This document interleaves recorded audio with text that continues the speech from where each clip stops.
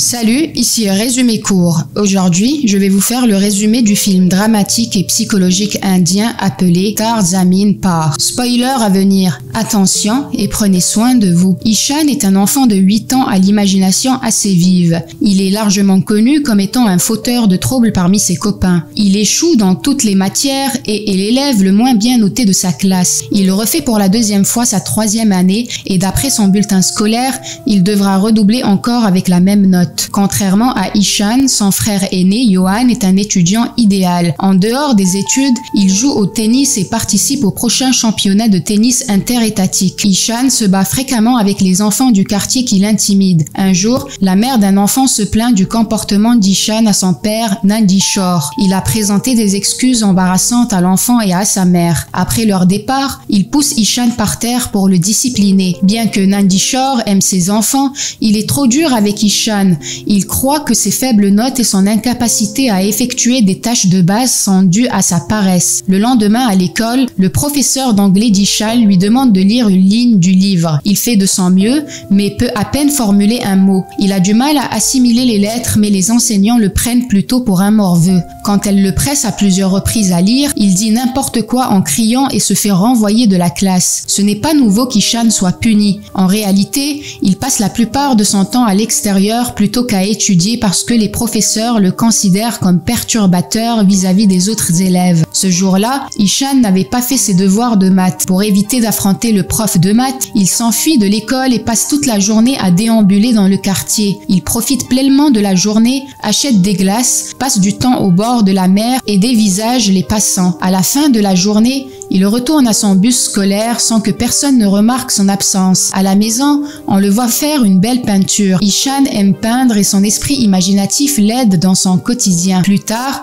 sa mère Maya essaie de lui donner des cours particuliers et lui fait faire ses devoirs. Elle remarque que son écriture est horrible et qu'il peut à peine épeler un mot correctement. Elle associe son incapacité à la paresse et le gronde comme tout le monde. Le lendemain, Ishan devra fournir à son professeur un mot d'absence de la part de ses parents. De peur d'avoir des ennuis, il supplie son frère d'écrire le mot à sa place. Johan lui fait promettre de ne plus jamais sécher l'école et écrit la note. Le gamin montre la lettre à son professeur qui ne remet pas en cause son authenticité. Il fait également semblant de tousser pour donner l'impression qu'il était vraiment malade. Ce jour-là, le professeur de mathématiques surprend les enfants avec un test à l'improviste. On remet à Ishan le papier mais pour lui les lettres semblent danser. Dans la première question, il lui est demandé la multiplication de 3 par 9. Dans sa tête, le gamin imagine que la 3e planète est la Terre et la 9e planète est Pluton. Il imagine la Terre détruisant Pluton et déduit que la réponse est 3. Laissant le reste des questions en blanc, il remet le test. Interrogé par ses amis, il affirme avec confiance qu'il a vraiment apprécié l'examen surprise. Le lendemain, Nandishore revient d'un voyage d'affaires. Ishan est ravi du retour de son père et le serre tendrement dans ses bras. Cependant,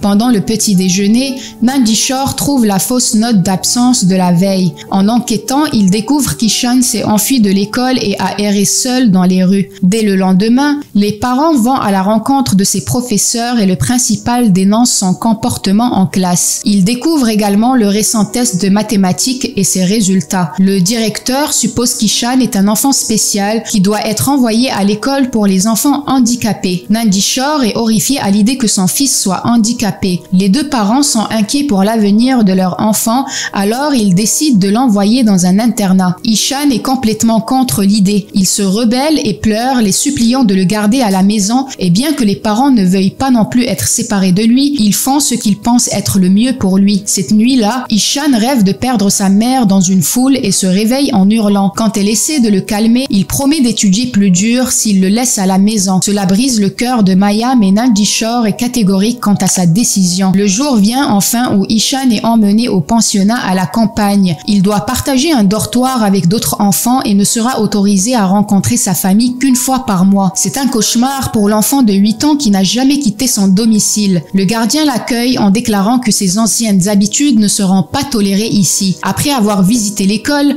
la famille part le cœur lourd. Ishan regarde leur voiture s'éloigner avec les yeux larmoyants. Il reste ainsi pendant plusieurs minutes même après que la voiture est disparu de sa vue. Quand il commence à faire noir, il entre dans l'auberge tout en continuant à pleurer. Il ne parle à personne et mange à peine durant le dîner. La nuit, alors qu'il ne peut s'endormir, il va aux toilettes et pleure doucement. Sa mère lui manque. Pendant ce temps, Maya rentre chez elle et fouille les affaires d'Ishan. À sa grande consternation, elle trouve un flipbook où il est enlevé à sa famille. Le livre lui brise le cœur et elle réalise à quel point l'enfant redoute d'être loin d'eux. Dans l'auberge, Ishan a du mal à faire des choses basiques comme nouer sa cravate et ses lacets. Lors de son premier jour, le professeur de langue hindi, Monsieur Tiwari, le fait asseoir sur le premier banc à côté du premier de la classe, Rajan. Les enseignants se rendent vite compte qu'Ishan n'est pas normal. Il porte à peine attention à la classe et est physiquement puni par son professeur d'art. Rien ne change de la façon dont il se comportait dans l'école précédente. Il est toujours renvoyé en dehors de la classe en guise de punition et est exclu des activités de groupe pour l'avoir saboté. Avec le temps, il devient tellement frustré qu'il déchire ses livres et les jette à la poubelle. Il arrête d'essayer de faire de son mieux à l'école et se retrouve dans une spirale de dépression et de dégoût de soi. Quand ses parents viennent le rencontrer au bout d'un mois, il s'enferme dans une pièce et éclate en sanglots. À bout de nerfs, il court dehors et fait plusieurs tours de terrain de basket pour se rebeller. La famille l'emmène dans un hôtel pour la nuit pour lui procurer un moment de répit. Yohan lui donne un sac rempli de fournitures de peinture en cadeau, mais il n'en veut pas. Ishan a mis fin à son côté créatif et a complètement arrêté de peindre. Le lendemain, la famille lui dit au revoir et le laisse encore une fois seul. Plus tard dans la journée, Ishan est au plus bas qu'il n'ait jamais été.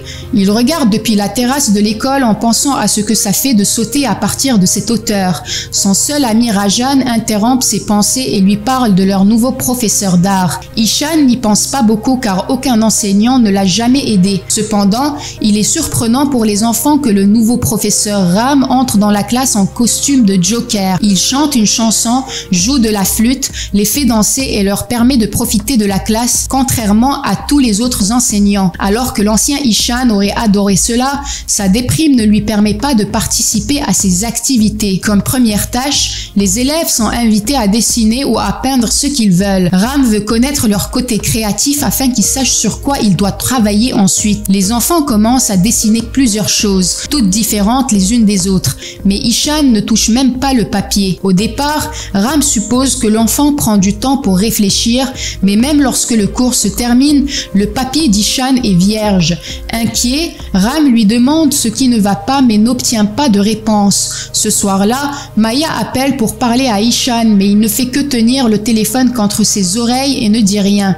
Il est informé qu'ils devront reporter la prochaine visite d'une semaine à cause de la compétition de tennis de Yohan. Pour Ishan, cela ne fait que confirmer que sa famille s'en fiche de lui. Il verse une seule larme et s'en va sans rien dire. Le lendemain, Ram voit Ishan s'agenouillant à l'extérieur de la salle de classe. Intrigué par son comportement, il interroge Rajan sur lui. Rajan révèle qu'Ishan a du mal à comprendre les lettres, peu importe ses efforts. Ram enseigne dans une école pour enfants handicapés. Il a donc un œil sur les enfants spéciaux. Pour en savoir plus sur Ishan, il parcourt ses vieux cahiers et trouve un ensemble d'erreurs similaires qui se répètent à chaque fois. Malgré qu'il a l'habitude de prendre en charge des enfants spéciaux, il ne peut chasser la pensée d'Ishan de sa tête. Il avait le même problème dans son enfance, alors il se sent sympathique à son égard. Des semaines plus tard, il reconnaît le véritable problème d'Ishan et se rend dans sa ville natale pour rencontrer ses parents. Il l'accueille et le laisse jeter un coup d'œil à la chambre d'Ishan.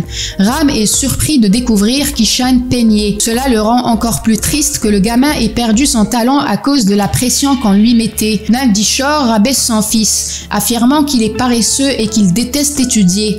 Ram riposte et leur montre le schéma habituel dans les erreurs que fait Ishan. Il inverse souvent les lettres comme s'il avait du mal à les différencier. Pourtant, le père l'associe à la paresse, mais Ram affirme sans embâche qu'il a tort. Il déclare qu'Ishan souffre d'une maladie neurologique appelée dyslexie qui l'empêche de comprendre certains modèles comme les lettres et les mots. De plus, il a de la difficulté de coordination, ce qui l'empêche de nouer ses lacets. Le gamin a dû tellement souffrir parce que personne n'a compris qu'il ne savait pas lire et ils ont supposé qu'il était juste paresseux. Nandishore pense que Ram traite son fils de retardé et s'en prend à lui. Pour lui faire comprendre la situation, Ram lui demande de lire des lettres étrangères écrites sur une boîte. Quand Nandishore est réprimandé pour ne pas comprendre les lettres, il réalise enfin ce que son enfant doit traverser, mais il refuse de reconnaître que son fils peut vivre de sa seule passion, la peinture. Ram est déterminé à lui prouver le contraire. Lorsqu'il revient à l'école le lendemain, il enseigne aux enfants tous les personnages historiques célèbres qui n'étaient pas si doués dans les études lorsqu'ils étaient enfants. Il leur donne des exemples de scientifiques, d'acteurs et de philosophes, ce qui fait qu'Ishan se sent beaucoup mieux vis-à-vis de lui-même. Quand Ram leur demande qui a inventé l'ampoule, Ishan parle pour la première fois et répond Thomas Edison. Ram voit une lueur d'espoir pour que le garçon s'intéresse enfin à l'apprentissage. Plus tard dans la journée, Ishan est près de l'étang lorsqu'il utilise des élastiques et des feuilles pour fabriquer un bateau. Ram est tellement impressionné qu'il ramène la structure à la maison et la garde comme décoration. Ishan voit son sens créatif en train d'émerger à nouveau, mais il a encore un long chemin à parcourir avant d'apprendre à étudier comme les autres enfants de son âge. Un jour, Ram se rend chez le directeur de l'école et lui parle du problème. Le directeur propose de l'envoyer à l'école pour enfants ayant des besoins spéciaux, mais Ram est convaincu qu'Ishan peut étudier avec les enfants ordinaires. Il suggère que les enseignants fassent un effort pour comprendre le problème de l'enfant et de l'aider en conséquence. Quand le directeur dit que ce n'est pas possible, Ram propose d'enseigner à Ishan tous les jours après l'école. Le principal l'autorise pour le bien de l'enfant. Dès le lendemain, Ram utilise diverses méthodes innovantes pour aider Ishan à différencier les lettres de l'alphabet. Il lui apprend cela en utilisant des bacs à sable, de la pâte à modeler, des méthodes sensorielles, etc. Ishan s'aide avec des livres audio et des escaliers pour apprendre à calculer. En seulement 2 mois, il commence à comprendre les lettres que les autres professeurs n'ont pas pu lui apprendre depuis plusieurs années. Un jour, Nandishore vient à l'école pour parler à Ram et se vanter de la façon dont il fait des recherches suite à la connaissance de l'état de leur fils. Il veut que Ram sache qu'il n'est pas un père absent et qu'il est fier de son fils comme il est. Ram, d'autre part, blâme le père d'être la raison pour laquelle l'enfant a perdu confiance, ce que Nandishore ne peut nier. En sortant, il aperçoit Ishan essayant de lire sur le tableau d'affichage. Regrettant d'avoir blessé son enfant sans le savoir, il pleure et n'arrive pas à se mettre face à lui. Quelques jours plus tard, Ram organise une compétition de peinture pour les enseignants et les élèves de l'école. Tout le monde se rassemble dans l'amphithéâtre et y participe. Ishan utilise les fournitures de peinture que son frère lui a offertes pour la première fois. Le concours commence et tout le monde s'affaire à dessiner. Même les professeurs profitent de l'événement et font de leur mieux. À la fin, Ishan crée une belle peinture de lui-même assis au bord de l'étang. Il va vers l'avant pour remettre le tableau et voit que Ram a peint un portrait de lui. Il reste sans voix à sa vue.